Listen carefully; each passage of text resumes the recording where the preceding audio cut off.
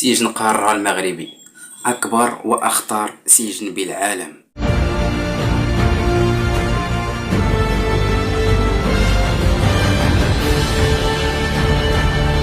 هاد السجن ماشي كباقي السجون، سجن قارة ماليش البيبان وماليش سراجم، مبني تحت الأرض وشكل ديالو من الداخل داير بحال شي متاهة. التصميم ديالو في شكل فيه 3 ديال القاعات، وفي كل قاعة فيها أقواس وبيوت، وكيمتدوا لواحد المسافة طويلة ومجهولة، وكاين غير الظلام.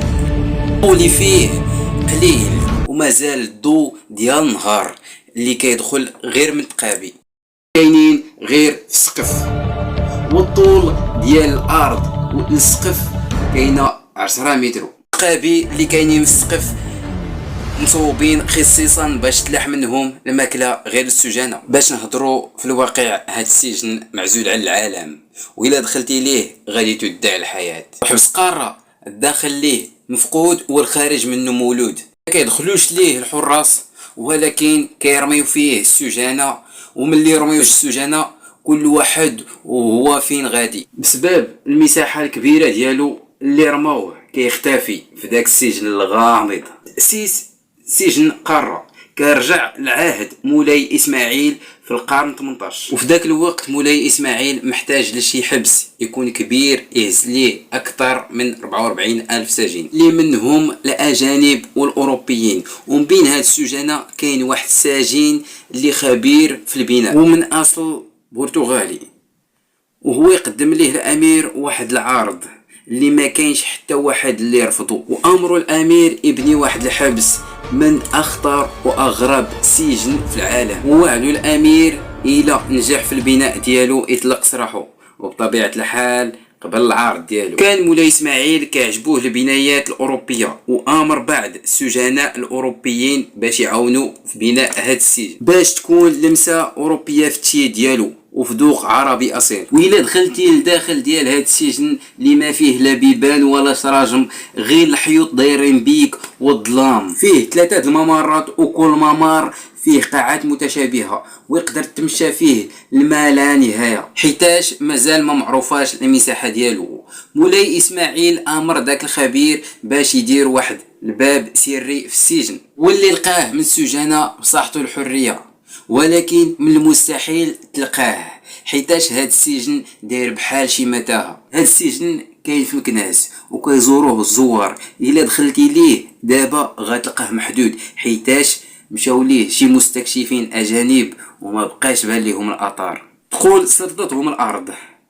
وملي ما بانوش جات واحد البعثه فرنسيه وبغاو يعرفوا السر وراء الاختفاء ديال هاد الاجانب، ولكن ملي دخلوا وبعدوا من البلاصه من الناس دخلوا حتى هما اختفوا وما بقاش بان لهم الاثار. ومن هنا تحركوا السلطات المغربيه وقرروا يسدوا جميع المداخل باش يتفاداو حالة الاختفاء، وخلاو واحد الجزء صغير اللي ما ساويش حتى 5% وداروه كوجهة سياحية للناس اللي كيحبوا المغامرات. واحد الرواية كتقول المساحة ديالو قد المساحة ديال القصور الإسماعيلية اللي أصلا تحت السجن. وفي رواية تانية كتقول المساحة تحت الأرض ديالو كتخطى مدينة مكناس ويقدر لحتى لبعض المدن المغربية الأخرى.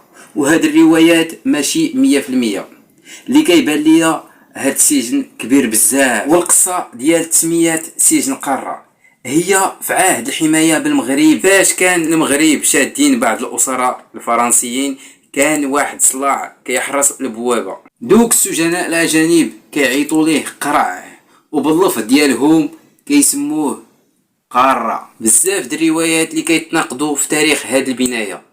واحد الرواية كتقول باللي ماشي مولاي اسماعيل هو اللي بنى هاد السجن، ولكن السجن مبني من قديم الزمان.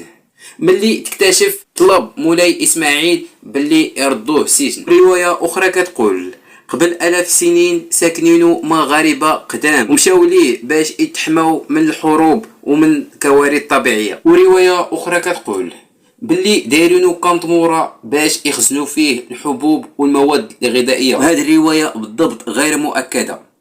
والسجن قارة دابا خاوي وما فيه حتى واحد، ولكن مفتوح للزوار والسياح كمعلمة تاريخية قديمة.